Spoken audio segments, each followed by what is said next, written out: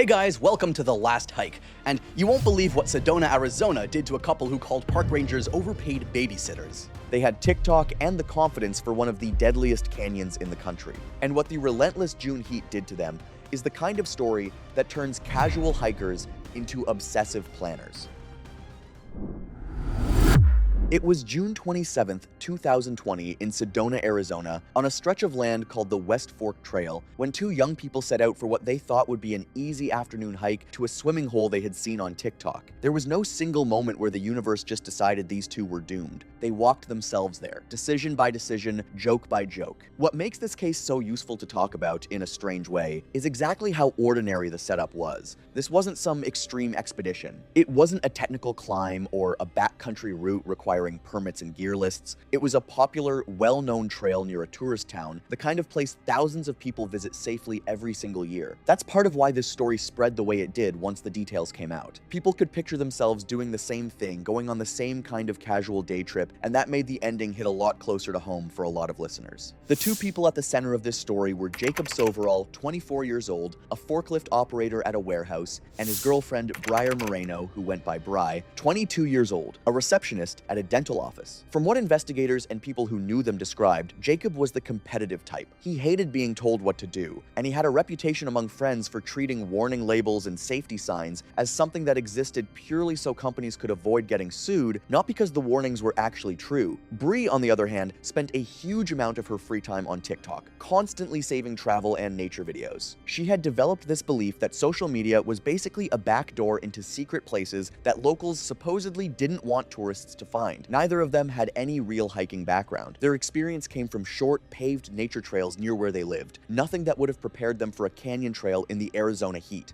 Now, judging them from the start, I think this combination of personalities is honestly more dangerous than either one alone. You take someone who already distrusts authority and pair them with someone who genuinely believes she's found a hidden gem the rest of the world hasn't discovered yet, and you get this weird cocktail of overconfidence. Neither one is going to be the voice of reason for the other, because they're both feeding into the same fantasy. I've seen this pattern in some other cases I've covered, and it almost always ends the same way. The trip itself started the way so many of these stories do, with a video. Bri had seen dozens of TikTok clips showing this crystal clear pool tucked beneath bright red canyon walls, and she convinced Jacob that they needed to go see it for themselves. Neither of them researched the West Fork Trail before driving out there. Neither of them downloaded offline maps in case they lost cell signal. Neither of them checked the weather forecast for that day. And neither of them looked up how long the trail actually was or where it led. They just got in the car and drove. What they packed tells you almost everything you need to know about how unprepared they were.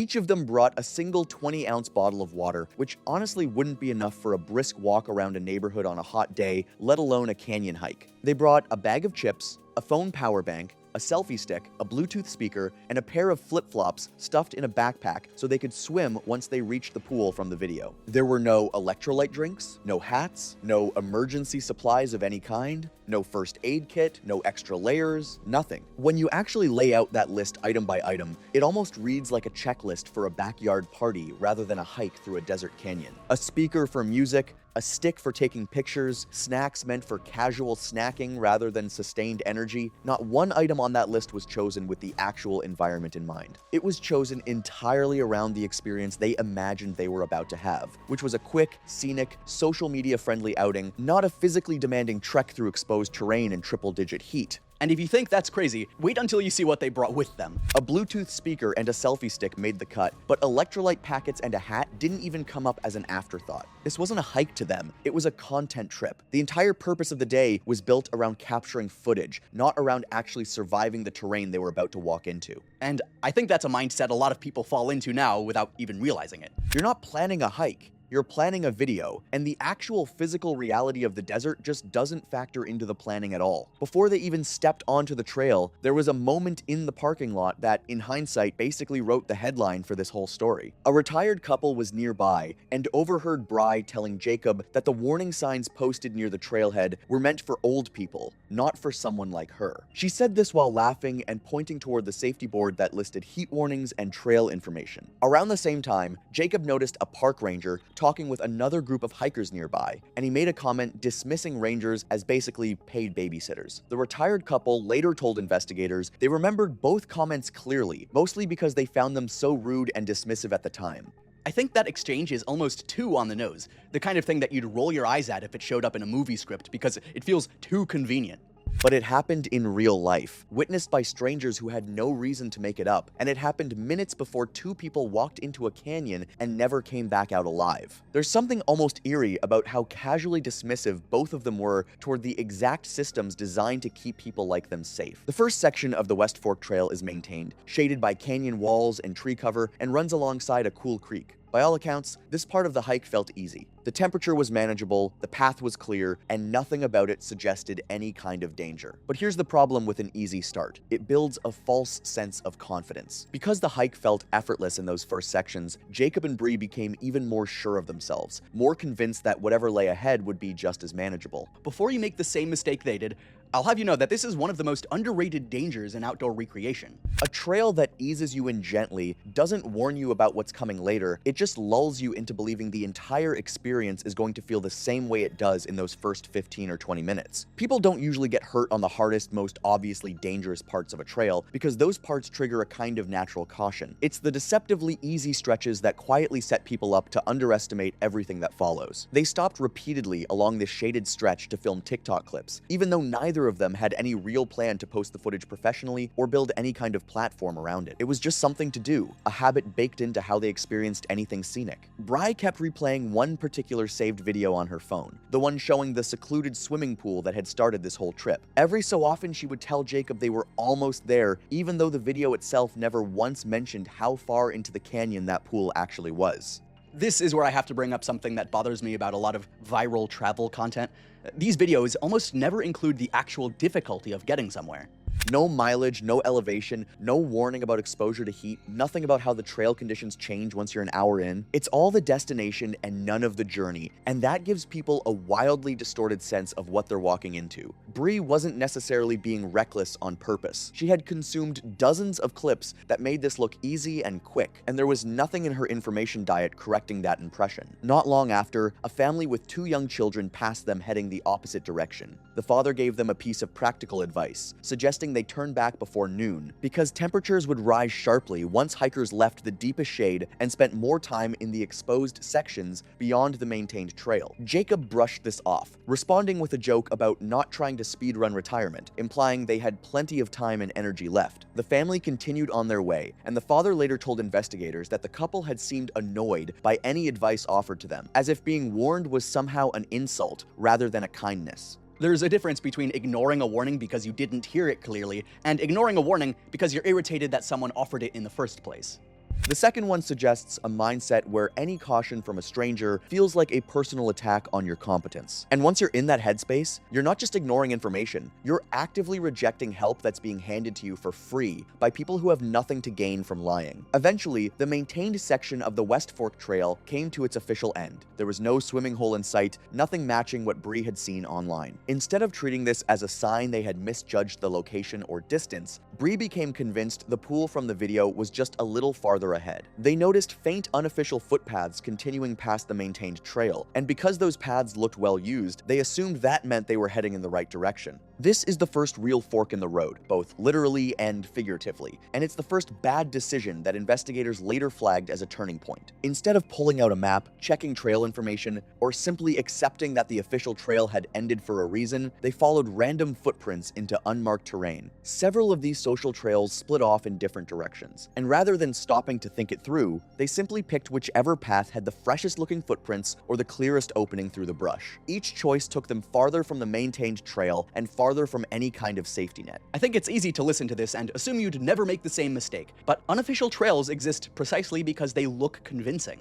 They're not random scuffs in the dirt, they're paths worn down by enough previous hikers that they look legitimate. The problem is that well used doesn't mean lead somewhere safe. It just means other people walked there too, and some of those people might have turned back, and some of them might not have known where they were going either. It's worth pointing out here just how easy it is for a place like this to accumulate dozens of these informal paths over the years. Curious hikers wander a little farther than they planned. Animals carve their own routes looking for water, and seasonal flooding rearranges the landscape every year, opening up new gaps in the brush that look exactly like a trail to someone who isn't paying close attention. None of that is obvious from the ground when you're standing there in the moment, sweating, excited, and convinced you're close to something amazing. It only becomes obvious afterward, when investigators map it all out from above. From this point on, the unofficial route required repeatedly crossing the creek, and Jacob and Bree began using slightly different crossing points each time because they simply weren't paying close attention anymore. Their shoes became soaked from the repeated crossings, and the wet fabric increased friction against their skin, slowly creating blisters with every step. They joked about it at the time, framing the whole detour as exploring rather than as a warning sign that they had lost track of the actual trail. Blisters sounds like a minor annoyance, the kind of thing that you'd shrug off on a normal day, but out in conditions like this, they're not just uncomfortable. They're a slow drain on your ability to keep moving efficiently. Every extra bit of pain in your feet changes how you walk, makes you favor one side over the other, and adds fatigue on top of fatigue. None of that shows up as a dramatic crisis in the moment. It just quietly stacks on top of everything else that was already working against them, making the eventual walk back, the one they never ended up taking, that much harder than it would have been a few hours earlier. Around this stage, two experienced hikers returning from farther upstream crossed paths with them. One of the hikers told them directly that there was nothing official beyond that point. The other added that people get turned around out there every single summer, a clear and specific warning based on real, repeated incidents. Bree responded by saying that was exactly what made it worth finding, framing the danger itself as part of the appeal. Jacob laughed it off and again referred to park rangers, this time adding that they panic every time someone walks off the trail. These two hikers later identified Jacob and Bree from news photographs after the story broke. I have to say, hearing that someone gets turned around there every summer and responding that this is what makes it worth finding is one of the most unsettling exchanges in this entire case to me. That's not naivety anymore. That's treating other people's documented suffering as a selling point. It tells me that by this stage, the thrill of finding something hidden had completely overridden their ability to process direct, specific, repeated warnings from people with first-hand experience in that exact canyon. What strikes me about this particular exchange compared to the earlier ones is just how specific and credible the warning was. This wasn't a generic sign posted by a government agency, and it wasn't a stranger's vague opinion. These were two people who had personally just walked through that exact terrain coming from the opposite direction, offering first-hand and very recent information. If there was ever a moment built specifically to override the overconfidence that had carried them this far, it was this one, and it still didn't work. Beyond this point, there was no more maintained trail, no trail markers, nothing but faint footprints scattered across the landscape. They encountered numerous dead ends, game trails left by animals, dry washes that looked like paths but led nowhere, and stretches that all began to look identical no matter which direction they faced. The creek kept disappearing behind bends in the canyon, reappearing and vanishing again, making it nearly impossible to use it as a reliable point of reference. By late morning, both of them had finished most of the water in their single bottles. Instead of recognizing this as the moment to turn back, they decided to ration their remaining water by taking small sips here and there, treating it like a manageable inconvenience rather than a serious warning sign. Meanwhile, the afternoon temperature outside the canyon climbed toward 100 degrees Fahrenheit. Beyond the maintained trail, they spent longer stretches directly exposed to sunlight, with very limited airflow moving through the canyon. Continuous hiking under those conditions steadily raised both of their core body temperatures, even though neither of them could feel that process happening in real time. This is honestly the scariest part of heat-related illness to me, the fact that it doesn't announce itself clearly. There's no dramatic moment where your body sends up a flare and tells you to stop immediately. It's gradual, it's sneaky, and by the time the obvious symptoms show up, like confusion or a complete stop in sweating, a huge amount of damage has usually already been done internally. Running out of water doesn't feel like an emergency in the moment. It feels like an inconvenience you can manage with a little discipline, right up until your body simply can't keep up with the demand anymore. This next stretch of the story doesn't have any outside witnesses. Everything from here forward comes from investigators piecing together what happened using phone GPS data, timestamps embedded in photographs, step count records pulled from their phones, recovered text message drafts that were never sent, location history, and footprints found near multiple creek crossings. According to that reconstructed data, they spent nearly 2 hours wandering within less than 1 mile of total distance because they kept doubling back without realizing it. I can't imagine myself spending 2 hours in less than a mile. They weren't even making progress toward anything. They were trapped in a loop of their own confusion, burning energy and water and time while believing they were closing in on a destination that was nowhere near where they thought it was.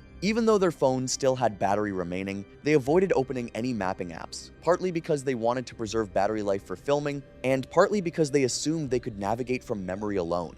Every bend in the canyon looked familiar to them in the moment, but none of them actually were the same bend they remembered. At one point, they briefly discussed turning around, but Bree insisted they were literally right there, just on the verge of finding the pool. Confirmation bias kept pulling them forward, and with every additional minute spent moving deeper into the canyon, the idea of turning back became physically and psychologically harder to accept. As the heat continued building, you can see its effects start to show up in the data itself. Their pace slowed down, conversations, based on the text they had been drafting, became shorter and less frequent. The photographs stopped, the videos stopped, phone activity nearly ceased entirely. Investigators later noted that this drop-off in activity lined up directly with the hottest part of the afternoon, which strongly suggests that heat was already beginning to affect their ability to think clearly and make decisions. It's genuinely chilling to read about a moment like that from the outside, looking back at a timeline and watching the activity just trail off into nothing, knowing that somewhere in that silence is the exact point where two people stopped being able to save themselves and didn't even know it. At some point during this stretch, they encountered a series of stagnant pools of water.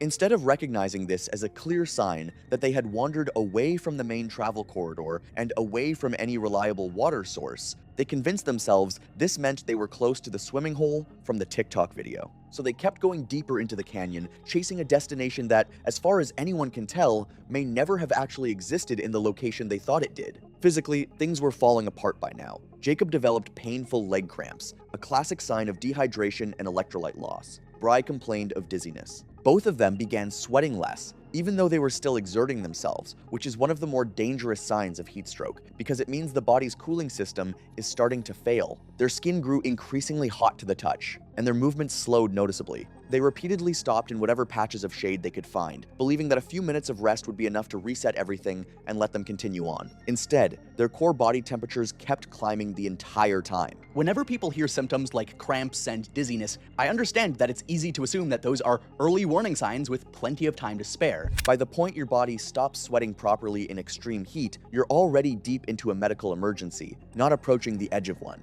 Stopping in the shade for a few minutes might feel like progress, like you're doing the responsible thing, but if you're not also rehydrating with actual fluids and electrolytes, you're essentially pausing the clock without actually fixing the underlying problem. Their bodies needed water and rest in a cool environment for an extended period, not a brief pause in the same hot canyon air. At one especially heartbreaking point in the reconstructed timeline, they actually reached a creek crossing they had already used earlier that day. Rather than recognizing this as proof that they had looped back on themselves, they assumed it must be a brand new crossing, since by this point every part of the canyon looked the same to them. They unknowingly walked away from what would have been the shortest possible route back to the maintained trail and to safety. It's frustrating to know how close that moment actually was. They were standing at a literal opportunity to retrace their steps to safety, and their own exhausted, overheated minds steered them away from it, without either of them realizing what had just happened. That's not a failure of willpower at that point. That's their bodies failing them in a way that took the decision out of their hands entirely.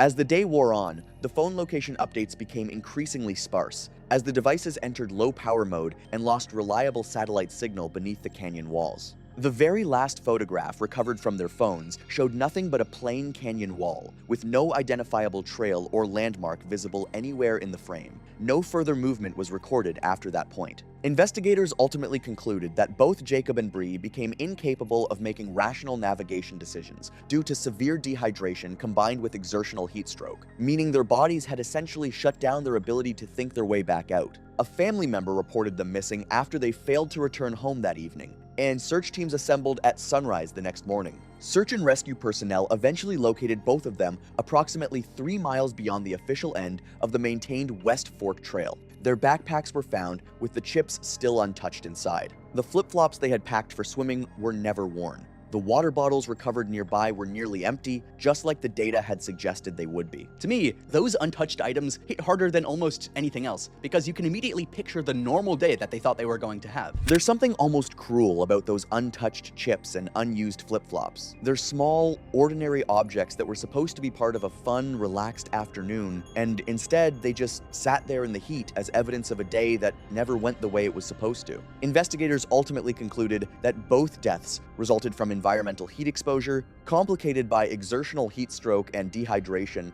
following prolonged physical exertion and becoming disoriented beyond the maintained trail. In the aftermath, the retired couple from the parking lot, the father who had warned them about the rising afternoon heat, and the two experienced hikers who had crossed their path later in the canyon all gave statements to investigators and to local media describing the same pattern: two young people who repeatedly dismissed trail safety advice and referred to park rangers as overpaid babysitters. Those specific remarks became a recurring detail in local news coverage of the case, largely because they stood in such sharp, almost unbearable contrast to the actual circumstances of how Jacob and Bree died. That's ultimately what makes this story land the way it does. It's not just a tragic accident in the desert, and it's not just two people who got unlucky with timing or weather. It's a story built almost entirely out of small, dismissive choices, made by two people who had convinced themselves that the systems meant to protect hikers, the signs, the rangers, the experienced strangers offering free advice on the trail were somehow beneath them or irrelevant to their situation. Every single warning they received that day turned out to be accurate, and every single time, they chose to laugh it off instead. What stays with me most isn't even the heat or the wrong turns or the looping paths through the canyon. It's the parking lot moment. The joke about overpaid babysitters, made just minutes before they walked past the very people whose job it was to keep them alive out there. I don't think either of them believed, even for a second, that those words would end up defining how their story was told. But that's exactly what happened, and it's a reminder that the advice we brush off the easiest is so often the advice that mattered the most.